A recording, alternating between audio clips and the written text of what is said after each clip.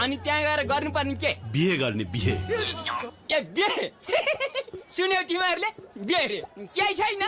पैसा आउँछ भनेदेखि बिहे मात्रै होइन, म त श्राद्ध नि छोड्दिन्छु। खराब पानी छ मेरो खराब। शाला मटर चढेर आएपछि त माग्नेले नि सलाम भेट्दो रहेछ। अनि मैले बिहा गर्ने भने केटी तपाईँ नै हो? नियुक्ति स्थायी नै हो? यो निर्णय लिनुभन्दा पहिला तपाईँ कुनै मानसिक अस्पतालमा भर्ना हुनु भएको छैन? उमेर सोध्न सक्छु? सक्नुहुन्छ, तर म बताउन सक्दिनँ। 18?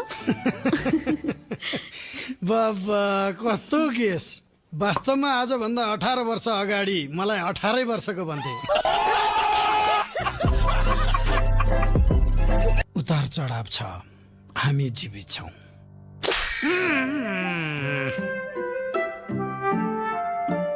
यो हजुरबाले खुसीको थप्पड दिनु भएको। तपाईले बिहेको बारेमा केही सोच्नु भएको छ? केटा मान्छे हुँ, बिहेको बारेमा अहिले सोच्दिनँ। किन? केटाहरूले बिहेपछि मात्रै सोध्छन् किन बिहे गरेछु भनेर। त्रिहृदय उपाध्याय, यो मेरो मात्र नाम हो, छिमेकीहरूको होइन। अनि